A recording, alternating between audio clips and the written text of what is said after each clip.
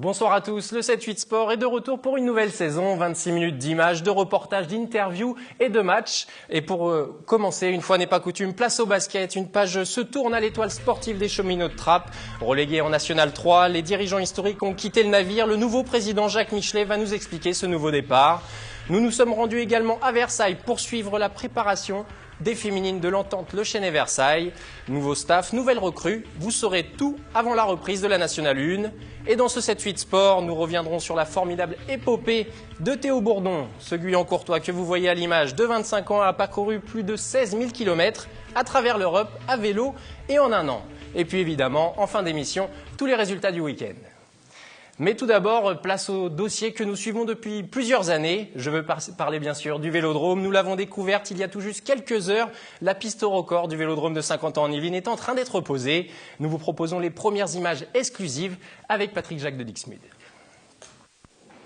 Ils la font naître latte après latte. Depuis 2 semaines, une douzaine d'ouvriers s'attellent à la tâche à coups de marteau pour donner vie à la piste au record du Vélodrome de Saint-Quentin en Yvelines.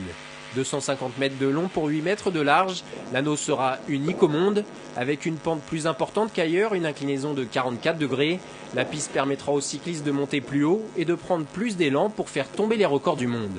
Et c'est aussi dans sa composition même que ce pain venu tout droit de Sibérie délivre ses secrets. Il a la particularité d'être une essence très dure, de croître très lentement et donc d'être très peu soumis aux variations d'hydrométrie. C'est un des matériaux qui permet aussi d'avoir le plus de rendement, donc de restituer l'énergie des coureurs, et ce qui est très important pour pouvoir gagner de la vitesse et des km/h. Cet écrin de bois réalisé par l'architecte Ralph Schurman coûte environ 1 million d'euros. L'enceinte accueillera près de 5000 personnes et d'éventuelles compétitions de basket ou de volley-ball pourraient s'y dérouler. Avant de parler du basket à Trappes, Théo, vous avez fait un tour d'Europe, mais là, ça doit vous faire rêver aussi, ce vélodrome, non? Exactement, c'est ce que j'étais en train de dire à l'instant, tout à fait. En plus, j'ai des vélos adaptés à la pratique du vélodrome. Donc, je serai peut-être l'un des heureux participants sur le vélodrome. On reviendra sur votre tour d'Europe à vélo tout à l'heure. Tout d'abord, j'en parlais dans les titres, la fin de saison a été compliquée à Trappes, entre relégation en National 3, possible en tout cas relégation, une première depuis 12 ans, nouvelle présidence et recours devant la fédération. Les Saint-Quentinois ont connu un été pour le moins mouvementé et le nouveau président Jacques Michelet nous fait l'amitié d'être présent parmi nous pour expliquer cette situation. Bonsoir à vous. Bonsoir. Alors, avant de parler de votre parcours, revenons sur cette situation un peu spéciale. Du côté du club de Trappes, relégation, ça a une première depuis 12 ans, nouvelle présidence avec vous. C'est une page historique qui se tourne là, non ? Je ne sais pas si c'est une page historique, mais en tous les cas, ça représente un tournant, je dirais quand même, dans l'histoire du club. Ça, c'est certain. Mais ce n'est pas, en fait, tellement la Nationale 2 ou 3 qui représente le tournant. Ce qui représente le tournant le plus important, c'est notre projet de club qui, lui, je crois, représente vraiment une nouvelle page historique. Il va y avoir des changements fondamentaux sur ce projet de club dont vous parlez ? Tout à fait. Ce projet de club, nous avons eu également le plaisir de voir qu'il était validé par le CNDS, autrement dit le ministère des Sports, sur le département. Et il consiste à dire que pour qu'un enfant ait les meilleures chances de bien apprendre à l'école, il faut qu'il ait le cerveau et l'ensemble du corps bien oxygéné. Le sport est là pour ça. D'habitude, on a l'habitude de dire que le sport est là pour faire des corps bien faits. Nous pensons qu'il est aussi là pour faire des têtes bien faites, pour recevoir l'ensemble de l'enseignement. Mais ce n'est pas seulement cela. Nous pensons aussi que pour bien pratiquer un sport collectif, et notamment un sport collectif très complexe comme le basket, il est nécessaire d'avoir des notions abstraites, scolaires, bien élaborées.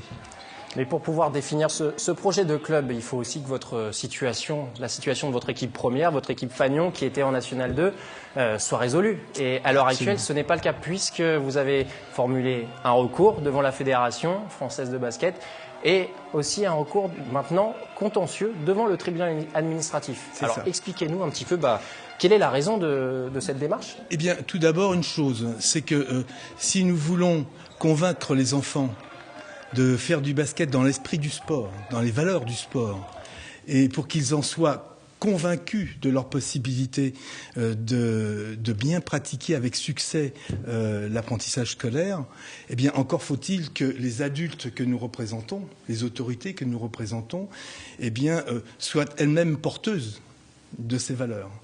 Or, dans l'affaire qui nous a occupés durant toute l'année 2012-2013, ça n'a pas été le cas. Vous voulez dire que vous avez subi des pressions arbitrales, ce genre de choses, pendant la saison ? Disons très gentiment que nous avons subi des pressions arbitrales, disons des injustices tout à fait continues durant toute l'année, qui ont fait que nous étions en situation difficile, effectivement, au classement. Cependant, ça n'est pas le tout. Nous avons également eu un traitement un peu particulier, notamment notre coach de National 2 sur le terrain.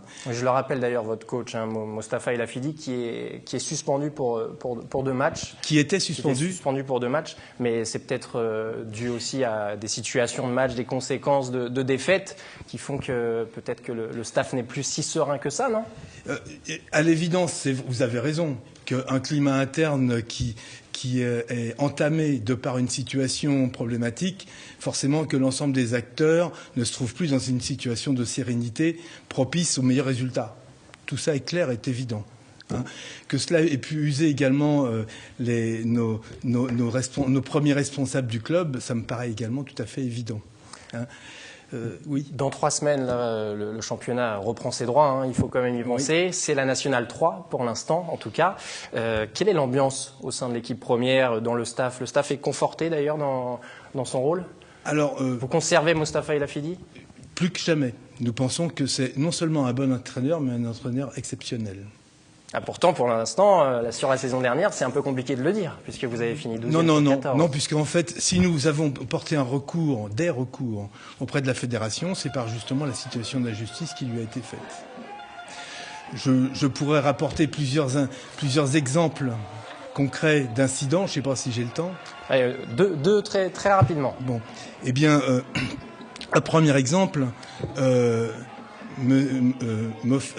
Monsieur Afidi s'adresse à l'arbitre et l'arbitre lui dit « Vous n'avez pas la parole ». Il dit « Mais tout de même ». Il dit « Seul le coach a la parole ». Il dit « Mais je suis le coach ».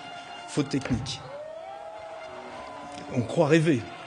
Et lorsque nous avons voulu porter un recours à cette, autrement dit, faire une annotation sur la feuille de match, comme par hasard, nous n'avons pas eu accès à la feuille de match. Vous pensez donc que votre recours peut être peut aboutir. Ça, c'est un premier point. Deuxième exemple, puisque vous m'avez proposé d'en donner 2. Un deuxième exemple, les fautes qui ont été adressées à notre équipe étaient incommensurablement plus nombreuses que celles de l'adversaire, si bien que nous avions 5 joueurs, il ne restait plus que 5 joueurs sur 12 qui étaient autorisés à rentrer sur le terrain, dont un qui était blessé. Donc on met 4 joueurs sur le terrain, puisqu'il n'y avait plus 5 joueurs à même de le faire. L'arbitre intervient en disant il me faut 5 joueurs et il n'a pas 5 fautes. On dit mais il est blessé. Le kiné de l'équipe adverse était venu le voir. Il a dit effectivement il faut pas qu'il joue. Donc notre coach a dit je ne veux pas entamer sa santé, donc il ne rentrera pas. Faute technique. Pour revenir, outre ces recours, évidemment, il y a votre avenir à vous, puisque maintenant vous êtes président de l'entente, de Trappes au niveau de l'étoile des cheminots de Trappes. Vous prenez la suite de Jean-Christophe Buron, qui était quand même un président un peu historique au sein du club. Comment ça s'est décidé, justement, cette prise de fonction ? Eh bien, à vrai dire, dès la dernière Assemblée générale, en novembre dernier, donc, en décembre, eh bien... Il avait été convenu qu'il y aurait une année de transition parce que Jean-Christophe voulait effectivement se retirer parce qu'il avait des obligations professionnelles lourdes. Donc c'était un retour, c'était un départ plutôt volontaire. Ce n'est pas à cause de la descente qu'il est parti. Absolument, c'était prévu. C'était prévu. Voilà. La saison, bien sûr, n'a pas amélioré les choses. Il est vrai que cela a détérioré l'ambiance au sein de ce comité directeur, où j'ai été à cette occasion élu, vice-président. Voilà. Qu'est-ce que vous faisiez avant d'être intronisé président? Je suis le plus vieil adhérent du club de Trappes. Beaucoup ne le savent pas. Ça fait 47 ans que j'ai signé ma première licence.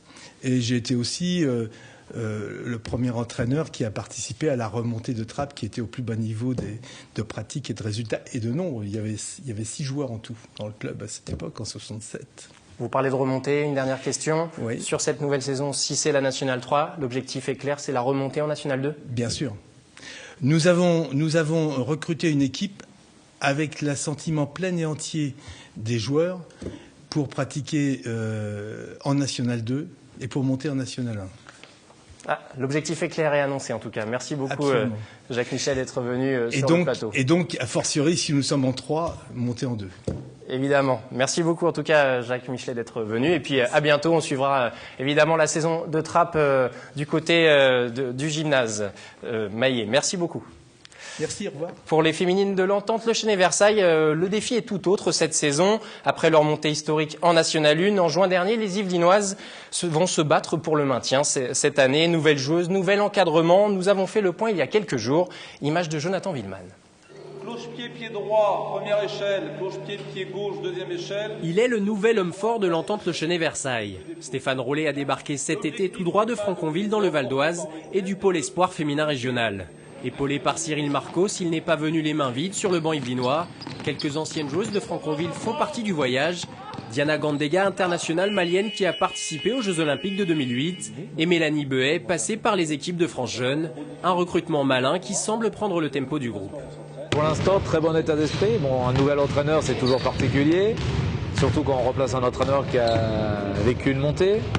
Le groupe est peut-être un peu timide, mais là, non, tout se passe bien, a priori. Après, c'est aux joueuses de vous le dire. Ça se passe super bien, les filles elles sont sympas. Bon, il y en a que je connaissais déjà un petit peu d'avant, par le biais des compétitions. Diana, j'ai joué avec elle l'année dernière, donc ça facilite aussi l'intégration, on n'arrive pas tout seul. Quand on est sur une série de victoires comme ils ont fait avec une montée, forcément, on est toujours dans l'enthousiasme et dans l'enjoi de cette réussite. Après, il faut qu'elle perdure dans le temps. Au chapitre style de jeu, l'ancien entraîneur Vinko Bardic qui a arrêté sa carrière et Stéphane Rollet auraient pu bien s'entendre. Les Yvelinoises joueront comme la saison dernière avec une défense très agressive et une circulation de balles où les joueuses devraient pouvoir s'exprimer. Mais pour l'instant, place au travail. Ne pas se blesser surtout, reprendre tranquillement. Donc on avait fait beaucoup de physique la semaine dernière en touchant le ballon.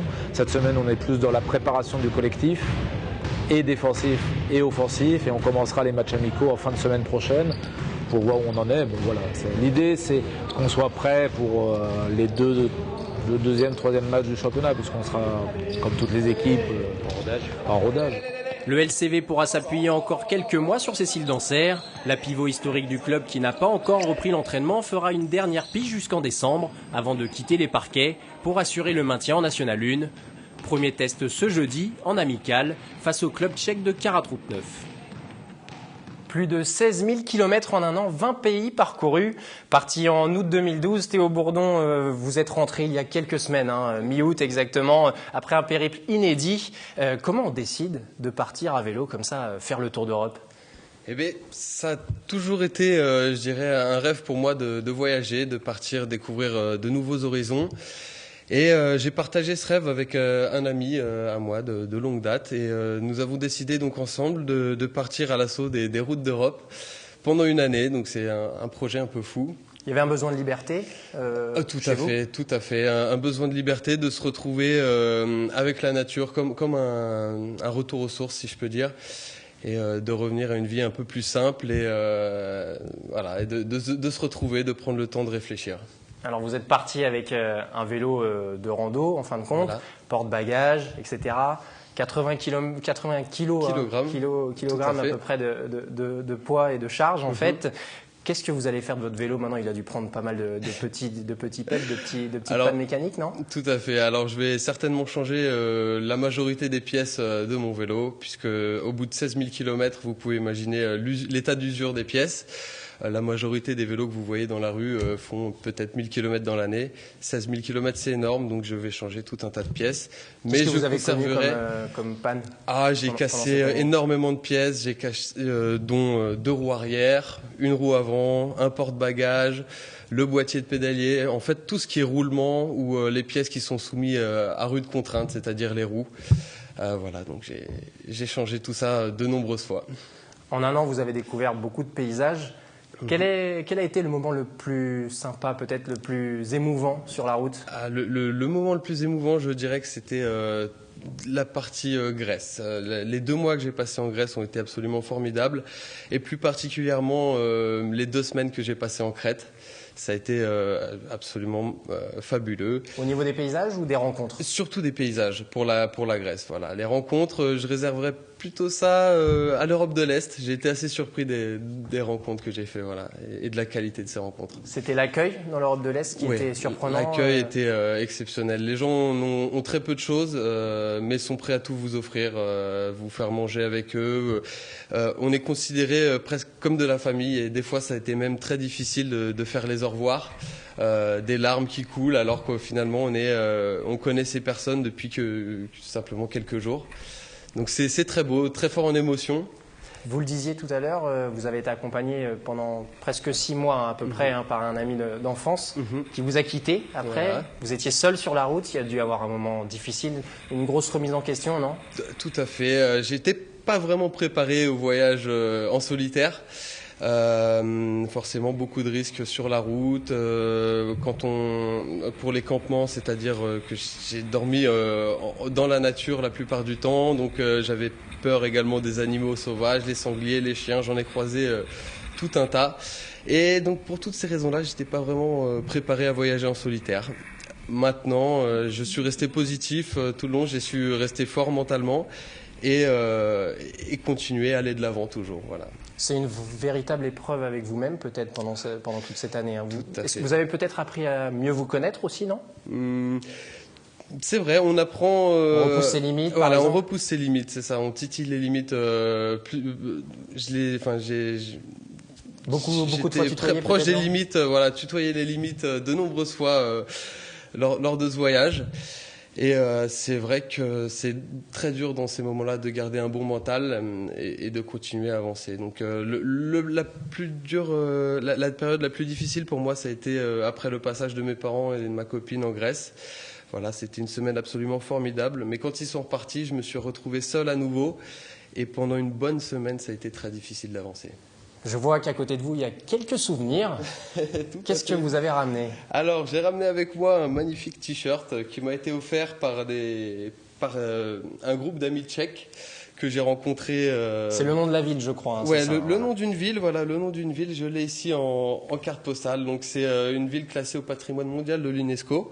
Donc un des plus beaux endroits de République tchèque, où j'ai été amené avec ce groupe d'amis qui m'ont hébergé, qui m'ont offert à manger, à boire, tout ça sans rien demander en retour. Donc, dernière question, quand on fait 16 000 km en un an, on voyage partout en Europe, qu'est-ce qu'on fait après?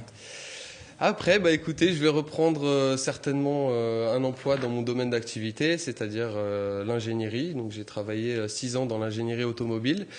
Donc tout d'abord en tant que concepteur et ensuite en tant que chercheur matériaux. Donc actuellement je suis à la recherche d'un emploi dans cette branche, pas forcément dans l'automobile, mais quelque chose qui me permette de vivre. Voilà, de vivre tout simplement. Merci beaucoup Théo d'être venu raconter toute cette belle expérience et peut-être à bientôt pour un nouveau raid. Je sais qu'il y a peut-être quelques idées.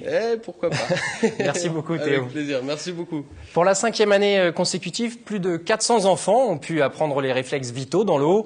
Ils ont passé l'épreuve du sauvetage à la piscine de la base de loisirs de Saint-Quentin en Yvelines. Un minimum parfois difficile à réaliser. Reportage réalisé avec Élodie Moine.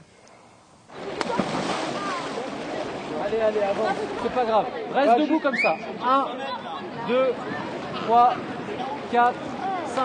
Les bras en étoile ou allongés sur le dos, Serena tente de garder la tête hors de l'eau.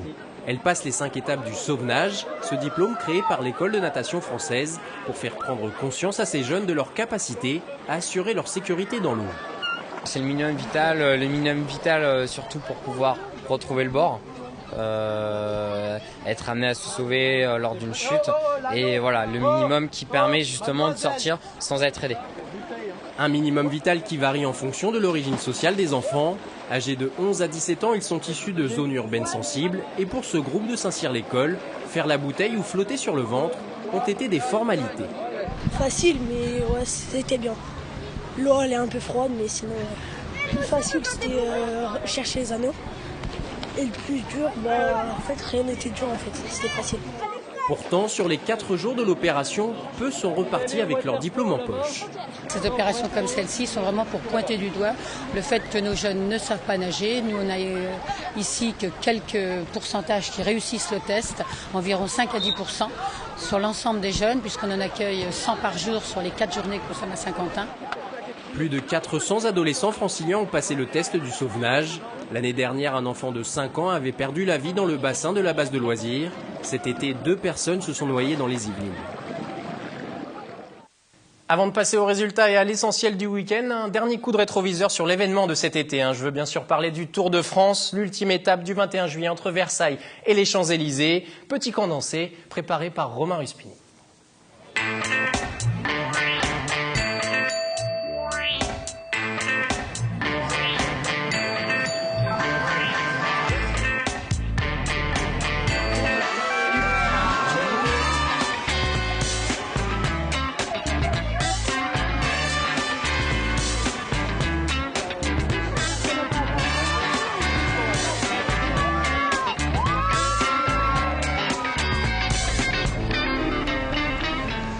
Première fois de notre vie qu'on vient sur le Tour.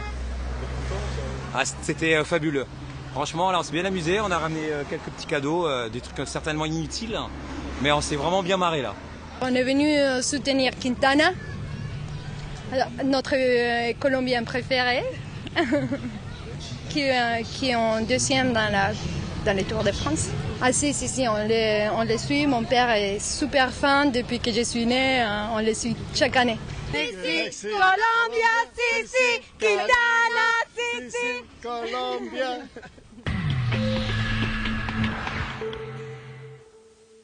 Place tout d'abord au football dans ses résultats. Deuxième journée de division d'honneur. Versailles recevait le club des Ulysses au stade Montboron. Malgré une entame de match un peu passive, les joueurs de David Giguet, ici en blanc que vous allez voir à l'écran, ont plutôt dominé la rencontre mais ont pêché dans la finition avec notamment quelques occasions ratées en fin de match.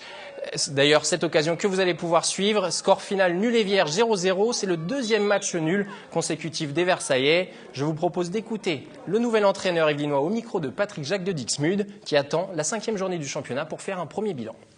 C'est frustrant de finir un match avec autant d'occasions sans mettre de but, que ce soit d'un côté ou de l'autre. Sur l'ensemble, notamment sur la deuxième mi-temps, je pense que on n'était pas loin de pouvoir... Avec un petit peu plus de justesse technique, je pense qu'on aurait pu prendre les 4 points. Donc c'est encourageant, il va falloir continuer comme ça. Avec ces 2 matchs nuls en autant de journées, les Versaillais peinent à décoller dans cette saison. Ils sont pour l'instant 10e au classement de division d'honneur avec 4 points. Prochain match ce dimanche à l'Entente Sannois-Saint-Gratien. Toujours en foot, c'est les transferts. Il reste encore quelques heures au club pour faire des affaires sur le marché. Le mercato ferme ses portes ce soir à minuit et l'ancien joueur de Naufle-le-Château, Adamo Koulibaly, qui vient de marquer, n'a pas attendu aussi longtemps pour être transféré au RC Lens. À 31 ans, l'attaquant portera le numéro 9 des 100 et or et va découvrir la Ligue 2.